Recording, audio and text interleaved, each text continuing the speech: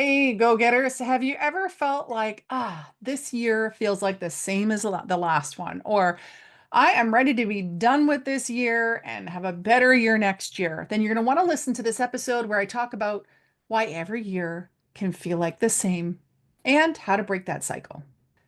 And today, we're going to talk about why every year feels like the same and how to break the cycle. So let me guess, you've worked hard.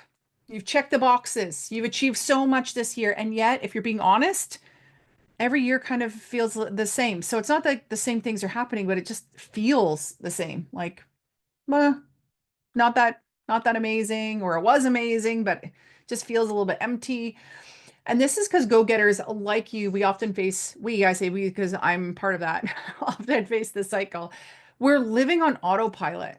We're living life by default, right? Like, what's next? What's next? What's next? And then we start to feel disconnected from our purpose. So I'm going to talk today about why this is, what happens, the problem, some insights around it. I'll give you some solutions and invite you to a really cool new yet proven over a decade program that I think I know is really going to make your life change. So let's dive in. Have you ever looked back at the year? Really answer that. Have you ever looked back at the year and said, has anything major really changed? Or have you ever asked yourself, why does it feel like nothing really changes? Okay. Well, I see a lot of coaches, trainers, speakers, a lot of high achieving women, go-getters, driven A types who have the promotions, have the achievements, have the family milestones, are being acknowledged for a job well done, but they still feel like something is missing. I'm going to tell you a little story about a client of mine. We're going to call her Maria. And she came to me at the like top of her career, doing exceptional. And she said, Diane, basically, I have enough money, or plenty of money was actually her word. I have plenty of money. I have some like wonderful friends. I have achieved so much this past year. And I have many other accomplishments, yet I kind of got to this point and I think, is this it? Like, what else? What else is here? And I look back at my year, and this was in like November, and she says, I look back at my year and I think, like, what is missing? What is missing that's really gonna light me up? That's gonna make me feel differently. It's like it's Groundhog Day over and over and over again, just like new success, new achievement, new project. But there's something inside. And if you have been feeling like something inside is different or missing, then you know exactly what I'm talking about. And there's this emptiness that can come. You see, high achieving women like us, we often fall into this cycle of doing and doing and doing and doing more and doing rather than being. And I'm not just talking about like self-care being and let's just sit and let's go to the spa and let's meditate. No, like the being, really being present, being in the way of listening to our emotions and feeling them, and being in that place of being able to hold space and not jumping 10 steps ahead, and being in enjoyment, and being where you can listen to your intuition, you have self-awareness. There's so much more here on the being side. But you see, high achievers, we are pushed by the external and the achievement, and that's amazing. And that's why we are so successful and why we got to where we are. But that also can lead to things like burnout, loss of purpose, and a feeling of stagnation. You wouldn't necessarily say like, I am stuck, but you're like, it's this kind of, it's like, no, we're not moving as much as I want. And the year feels like the last year. They kind of all blend together, even though you might say, well, that was the year I accomplished this, or that was the year I had that happen. And you may set goals like, I'm going to lose 10 pounds, or I'm going to make 10K more per month, or I'm going to spend more time with my family. But the goals are just that. They're goals. They feel almost like uninspired. We can feel disconnected from them and disconnected from what really lights us up. What lights you up? I was asked this years ago at like a how to speak better, how to connect with your audience more sort of program, but it was all around being able to pitch, to make our invitation, our to sell from stage. And so when I was on stage and they asked me what lights you up, Diane, I was like, oh, what lights me up is when my clients have a breakthrough in that. And they're like, really? You have a young child. I thought you would have said your child lights you up. And I was like, oh, right, right. Because I went into default answer my clients, default answer my business, default answer my achievements. I was disconnected to what really lights me up, which was the moments of joy on my daughter's face. You know, that wonder of a child or the giggle of my son when he was a baby. These things, and not just around children or people who light you up, but what things light you up. I can remember working with a client, was working probably 80 hours a week, extremely successful, confident in what she does, and yet felt really nervous about taking time off.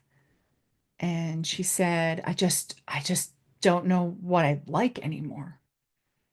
And that's what happens, right? The deeper issue here is that when we live by default and we're going towards our goals and our achievements, as great as those are, we start to move away from intentionally designing our life and our year based on our deeper, true desires and values. We don't have time for those because as we're busy doing the achievement piece, we can drift further and further away from our desires, our values, what lights us up, what puts us in resonance, that energy, that flow, the things that you could do for days on, hours and hours and hours, and not worry about eating or taking a break or anything. Yeah, like what is that for you? I know that when I am facilitating, when I'm leading and I'm loving when I'm leading, I forget about going to the bathroom, even though when I'm at my desk, normally I could probably be there every hour or more. But when we think of it, how much of our lives are we spent in that joy place, in that place of newness and what lights us up? And this is how we're going to break the cycle. I'm going to get to that solution in a moment. But why does this happen? Why do we get into this place? Now, I shared a little bit around because we're doers. I shared a little bit about because we are we're driven, right? We're going for the achievements and the goals. But a lot of that also comes from societal pressures, right? The pressure to be good, the pressure to achieve, the pressure to be everything to everyone all the time. Best mom, best boss, best business owner, whatever, or person in your company, best wife, best friend, best daughter, best sister, and let's just like best member of the community, best neighbor. Let's just like continue with all the roles we have, right? There's a lot of societal pressure there. There's no real push from and pressure from society of like connect with what you really love and like go do that. At least not in this North American style. Then there's fear of change, right? Especially as we're getting older, I find I'm 45 now, but I find there's more of a fear of change because we get it set in our ways and we know that when we change things majorly, it can affect those around us, especially if we have employees or people we contract, spouses, children, right? There's a lot of pieces that are already kind of put in. It's not that we can't adapt to change. We do. We're very flexible. However, we get to that place of like, do I have it in me? Do I have it in me to change? I don't know if I do. And then these problems also happen because we have a lack of clarity. because we're not necessarily spending the time, investing the time to ask ourselves, what do I really want? And then sitting with that and the being so that we know exactly what's coming forward. When I ask myself questions, it's so hard for me to just sit. And I find that so often in my clients. They're like, here's the answer, here's the answer, here's the answer. And it's like, no, let's pause. Or you're going to percolate on that. You're going to sit with that question and come back to it a few times. I kind of have to take myself for a walk in the forest when it comes to getting clarity on things, or I need to pray about it. I need to sleep on it because otherwise I will just make a quick decision. Or simply, we just don't have the tools. We don't have the tools to reflect and plan properly. And I'm going to tell you how you can do that. But here's an example. Like most of us, we set our goals based on what we think we should want or what we think is next in our path, not what truly fulfills us in that resonance piece, that energy piece. And that's why so many New Year's resolutions fail. They fall flat because they're not based on deeper wants, deeper desires. So we're like, yes, this is the year that I organize my house. And this is the year that I lose 10 pounds. And this is the year that I make more money. And this is the year that I buy that new car I've always wanted, right? But it's not coming from this deeper, deeper place. So, what is the solution? How do we break this cycle? Well, there's a thing that I've been doing for 14 years now. Every single year, I go through a process, which is now a proven process because not only have I done it, for years I took two other coaches through it in like a triad that we met every year. And then I've moved it over to working with clients and taking clients through it. And in the past, it was called Dynamic Year, and now it's called The Breakthrough. And the next one is The Breakthrough 2025. And so I take you through a three-step process. This three-step process being around reflecting. So we're looking back at the past year to take golden nuggets from it so that we can move forward. There's more to it there, but that's like the simplest way to explain it. Then redefining. So setting the foundation for the next year by using the breakthrough blueprint. So that breakthrough blueprint process so that your plan is really rooted in the intention, the authenticity, and your purpose, right? Not just the doing, but the being. So then that helps you to be super confident in life and with what excites you. And then the third piece, because it's great that we make the plan and we look back and we reflect and we do all that, but then we need to be able to realize it, right? So we turn that breakthrough blueprint into reality with inspired action and intentional steps. And this final step, this is the one that helps you throughout the year to be able to take consistent action, purpose-driven action, and having the coaching and the tools to help you get there. But let's come back. Let's come back, with this. It's too many people. It drives me crazy. Too many people just go, boom, here are my goals. These are my three goals.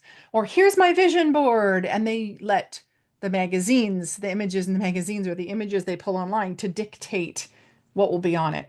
Or as I said in my last podcast, oh, this word, this is my theme for the year. They haven't actually gone through a process of being a process, a proven process to get these pieces, to get their theme, their guidelines, their values, their new paradigm, and their goals. These five key things that need to be part of their blueprint.